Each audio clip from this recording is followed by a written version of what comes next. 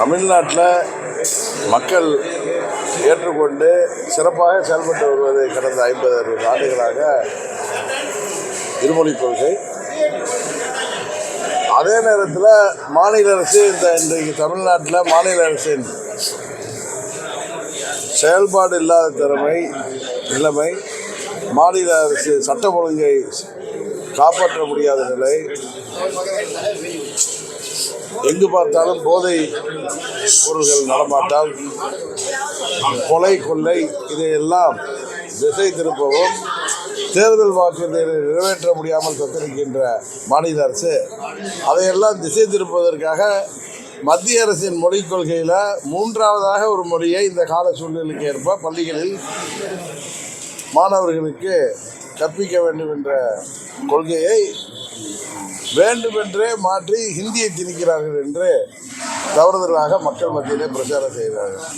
இன்றைக்கு மெட்ரிகுலேஷன் ஸ்கூலில், சிபிஎஸ்சி ஸ்கூல்லலாம் இங்கே 3வது மொழி இருக்குது. மாநில அரசாங்கத்தால் நடத்தப்படுகின்ற மாநில அரசு பள்ளிகளில் 2 மொழி கொள்கை பின்பற்றப்படுகிறது. 2 மொழி கொள்கை தான் இருந்தால்தான் சரி என்கிற பட்சத்தில் மாநில அரசு மத்திய அரசு பள்ளிகள்லையும் மெட்ரிகுலேஷன் பள்ளிகள்லையும் தனியார் பள்ளிகள்லையும் 2 மொழி தான் கொள்கை தான் பின்பற்றப்பட வேண்டும் என்று அதை தடை செய்வதற்கு பிராணி இல்லாமல் இப்படி ரோட்டில் இருந்து கத்திக்கிட்டு இருக்காங்க.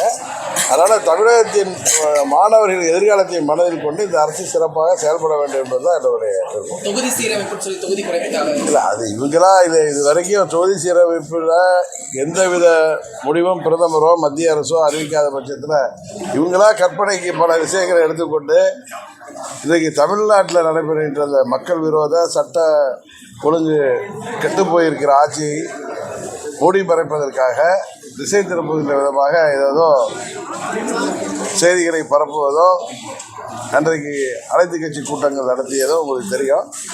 இன்னும் மும்மொழி கொள்கையில் அவங்க இன்னும் தொகுதி வரையறையில் இன்னும் மத்திய அரசு எந்த முடிவுக்கு எதை வெளியிடாத பட்சத்தில் அதை பற்றி பேசுவது தேவையில்லைன்னு நினைக்கிறேன். எங்கள் கூட்டணி தேசிய ஜனநாயக கூட்டணி திமுகவை வீழ்த்துகின்ற கூட்டணியாக உறுதியாக அமையும். பாதகம் செய்பவரை கண்டால் நாம் பயம் கொள்ளலாகாது பாப்பா. மோதி மிதித்துவிடு பாப்பா, அவர் முகத்தில் உமிழ்ந்துவிடு பாப்பா. அண்மை செய்திகளை உடனுக்குடன் தெரிந்து கொள்ள இணைந்திருங்கள் எம் நாடு தொலைக்காட்சியுடன்.